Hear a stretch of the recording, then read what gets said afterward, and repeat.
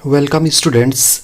Matrix exercise 3.1 इसका जो पहला क्वेश्चन है, फर्स्ट क्वेश्चन है आपका इन ए मैट्रिक्स ए, और मैट्रिक्स इस तरह से दे रखी है 2 5 19 -7 फर्स्ट रो, सेकंड रो है 35 -2 5/2 12 एंड थर्ड रो है इसका √3 1 -5 17। और इस पहले क्वेश्चन में हमें जो फाइंड करना है, तो यहाँ लिखा है right the order of matrix. तो इस मैट्रिक्स का ऑर्डर लिखना है। तो ये बहुत इजी क्वेश्चन है। इसका ऑर्डर का मतलब हो गया कि इस मैट्रिक्स में कितनी रोज़ है और कितनी कॉलम्स है। तो इसका ऑर्डर यहीं पे देख लीजिए आप।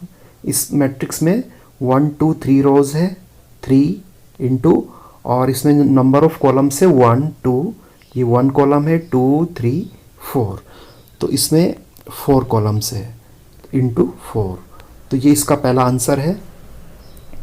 मैट्रिक्स का सिर्फ ऑर्डर हमें मालूम करना था। तो ये मैट्रिक्स में 3 रोज़ है और 4 कॉलम्स है। तो पहला आंसर आपका यही है कि इस मैट्रिक्स का जो ऑर्डर है वो क्या है, 3 × 4।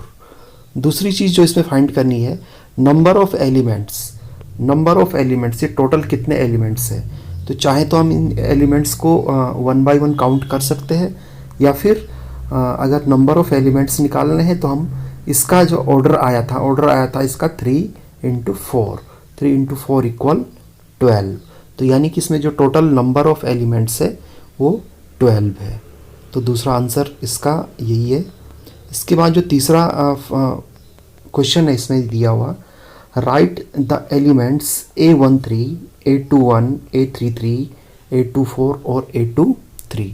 तो ये एलिमेंट्स भी हमें मालूम करने हैं कि ये कहाँ कहाँ पे मिलेंगे। तो आप लोग ध्यान से देख लीजिए। ये पहला एलिमेंट्स, इसको A11 बोलते हैं, इसको A12 बोलते हैं, इसको A13 बोलते हैं, और इसको A14 बोलते हैं। तो पहला आंसर हमें यही मिल गया। हमें क्या फाइंड करना था, A13। तो A13 हमारा क्या हो गया, 19 आ जाएगा। तो इस तरह से ये पहला आंसर है, A13 19। फिर दूसरी चीज़ हमें फाइंड करनी A21। तो A21 यहाँ से स्टार्ट होता है, A21। तो A21 हमारा आ गया A21 इक्वल, ये आ जाएगा 35। ये हमारा दूसरा आंसर आ जाएगा, A21 = 35। इसी तरह से आगे भी A33 फाइंड करना है। तो A33 कहाँ से होगा, A33 A21 ये होता है, A22 A23 और A24। फिर A31 यहाँ से स्टार्ट होता है, A31 A32 A33। तो ये फाइंड करना था हमें, A33। तो A33 आपका आ जाएगा -5। तो इस तरह से ये भी A33 हमारा आ जाएगा। इसके बाद नेक्स्ट है A24। A24 कहाँ लिखा होगा, यानी A24 का मतलब सेकंड रो 4th कॉलम। जो ये सफिक्स यहाँ पे लिखे होते हैं, जो पहले लिखा होता है नंबर ऑफ रोज को दिखाता है, और जो बाद में लिखा होता है नंबर ऑफ कॉलम्स। तो A24 का मतलब सेकंड रो आपकी ये है, और 4th कॉलम ये है, 4th कॉलम, इसको बोलते हैं A24। और A24 की वैल्यू आ गई हमारे पास कितनी है, 12। और एक लास्ट इसमें दे रखा है A23, यानी कि सेकंड रो और थर्ड कॉलम। A23 का मतलब सेकंड रो आपकी ये है, और थर्ड कॉलम क्या आ गया, 5/2। तो ये A23 की वैल्यू आ गई 5/2। तो इस तरह से ये पहला क्वेश्चन आपका सॉल्व हो जाएगा।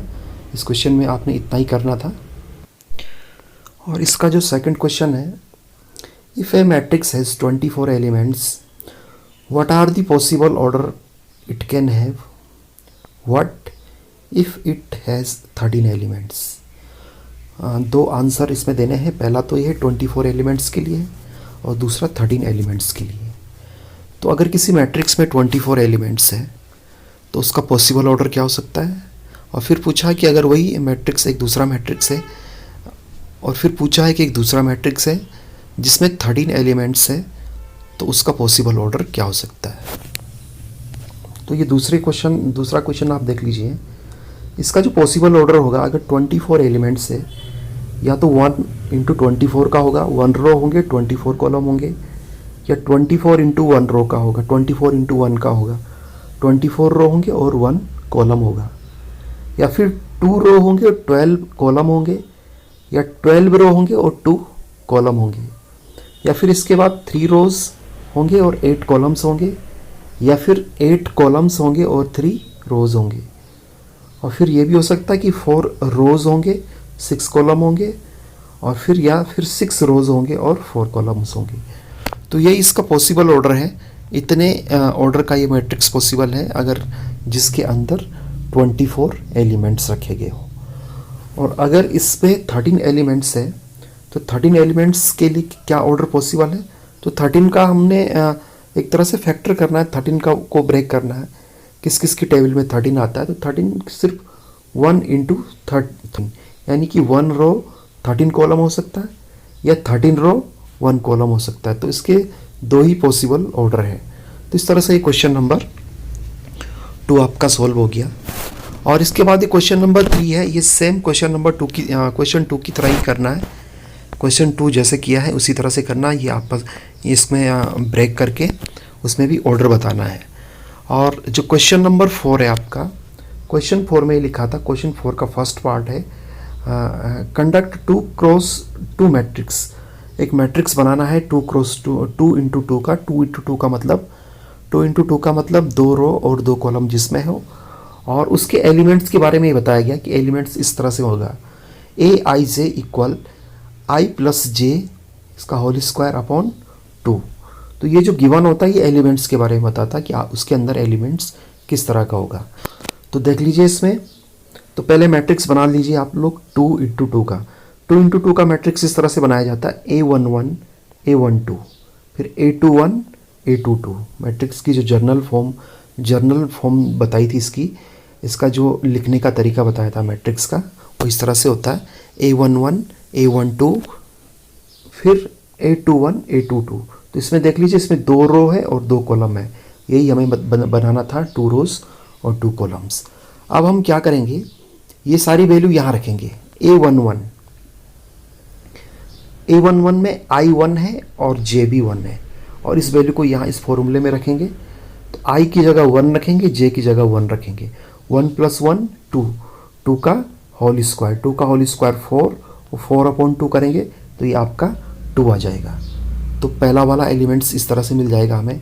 इसी तरह से A21 फाइंड करना, A12 फाइंड करना। अब A12 में I 1 है और J 2 है, तो यहाँ पे इस फॉर्मूले में वैल्यू रखेंगे। I की जगह 1 रखो, J की जगह 2 रखेंगे। तो 2 + 1 3, 3 का स्क्वायर 9, 9/2। तो दूसरा एलिमेंट इसका 9/2 आ जाएगा। इसी तरह से A11 हो गया, A12 हो गया, और फिर A21 में I 2 है और J 1 है। इस फॉर्मूले में वैल्यू रखेंगे। तो 2 + 1 3, 3 का स्क्वायर 9, ये भी 9/2 आ जाएगा। और इसके बाद नेक्स्ट है A22, ये लास्ट है A22। तो इसमें I 2 है और J भी 2 है, तो I की जगह भी 2 रखो, J की जगह भी 2 रखो। 2 + 2 4, 4 का स्क्वायर 16, 16/2 करेंगे। 16/2 = 8 आ जाएगा। तो ये 8 यहाँ पे आ रहा है इसमें। तो इस तरह से ही हमने एक मैट्रिक्स बना दिया। तो मैट्रिक्स इसी तरह से हम लोग बनाएंगे इस क्वेश्चन में। क्वेश्चन 2 सेम इसी तरह से आप लोग कर लेना।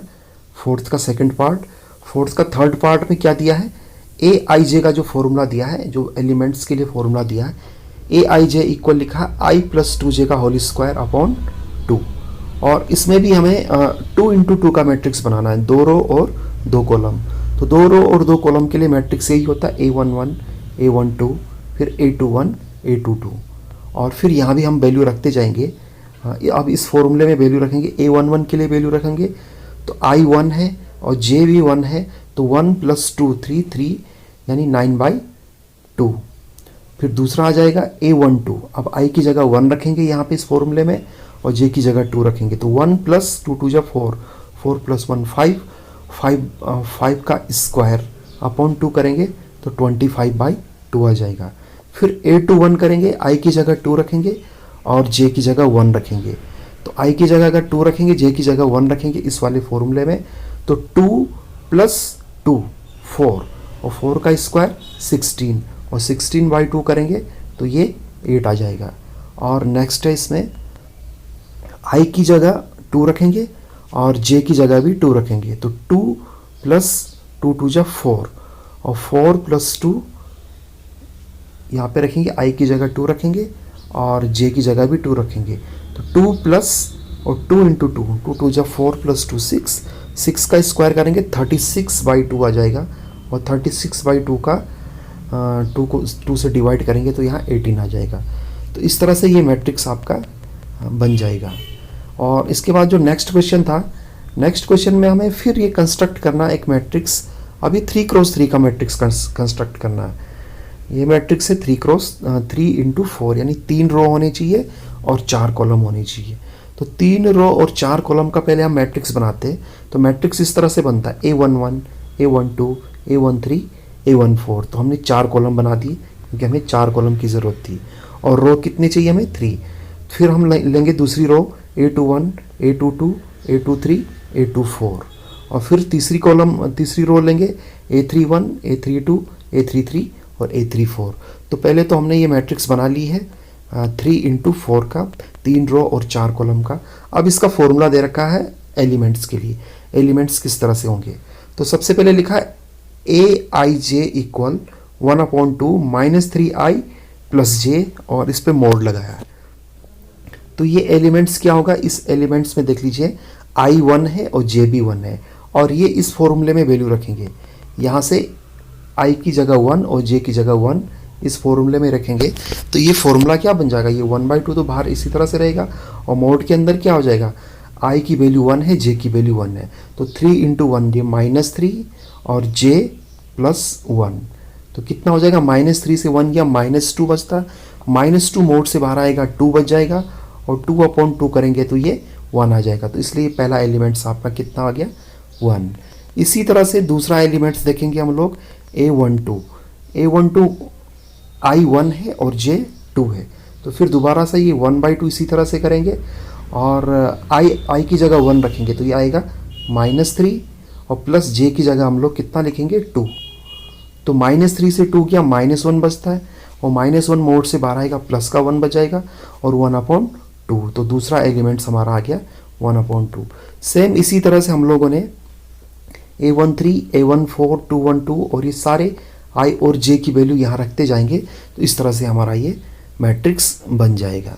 तो बहुत ईजी क्वेश्चन है, ज़्यादा कुछ नहीं करना है। ये जो I और J लिखे हैं ये वैल्यू यहाँ रखनी है, और सॉल्व करके वापस आपको ये मिल जाएगा, इधर की तरफ मिल जाएगा। तो इस तरह से ये क्वेश्चन आप लोगों ने सॉल्व करना है। तो ये आपका सॉल्व आ जाएगा इस तरह से।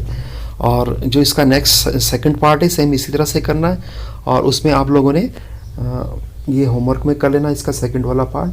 क्वेश्चन नंबर 6, क्वेश्चन 6 में दिया find the value of XYZ। हमें XYZ की वैल्यू फाइंड करनी है। XYZ का मतलब यहाँ पे कुछ वेरिएबल दे रखे हैं मैट्रिक्स में जिनकी वैल्यू हमें मालूम नहीं है, तो उनकी वैल्यू फाइंड करनी है। तो देखो पहला मैट्रिक्स दिया है 4, 3, x और 5। ये मैट्रिक्स जो इक्वल है दूसरे मैट्रिक्स के इक्वल है y, z, 1 और 5। तो ये दोनों इक्वल मैट्रिक्स है, इनको बोलते हैं इक्वल मैट्रिक्स।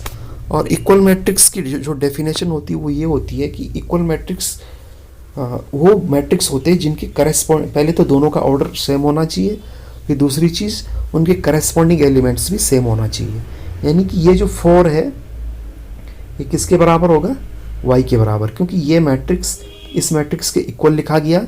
तो इसका जो पहला एलिमेंट्स होगा, इसके जो ये मैट्रिक्स है इसका पहला एलिमेंट्स है, और जो दूसरा मैट्रिक्स है उसके पहले एलिमेंट्स के इक्वल होगा। तो ये करेस्पॉन्डिंग एलिमेंट्स इसमें इक्वल होते हैं, यानी कि 4 किसके बराबर होगा?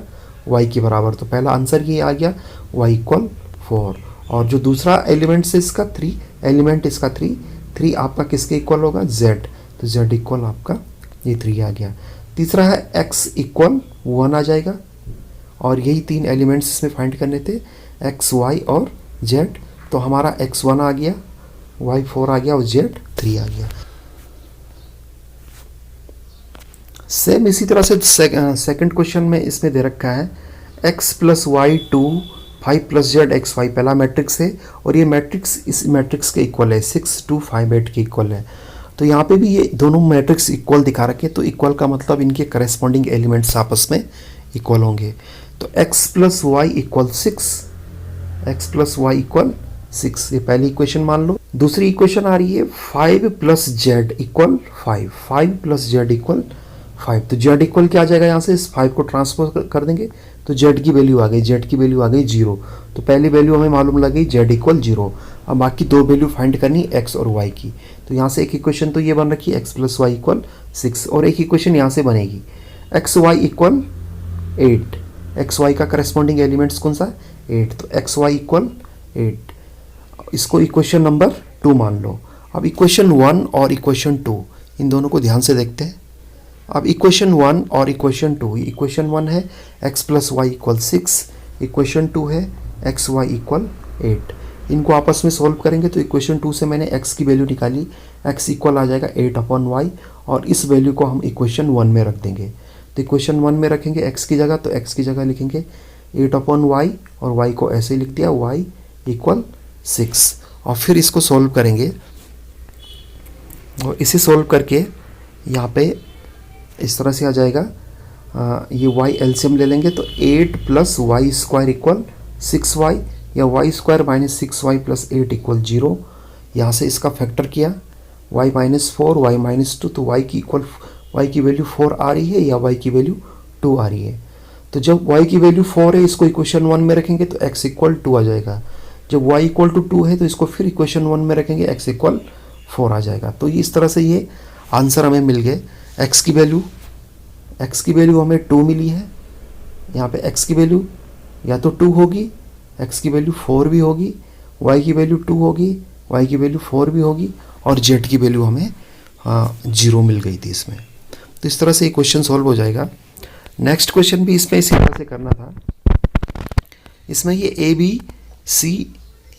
बी सी और डी इसकी वैल्यू फाइंड करनी है, और क्वेश्चन इस तरह से दे रखा है ये वाला मैट्रिक्स इस मैट्रिक्स के इक्वल है, तो करस्पॉन्डिंग एलिमेंट्स भी आपस में इक्वल होंगे।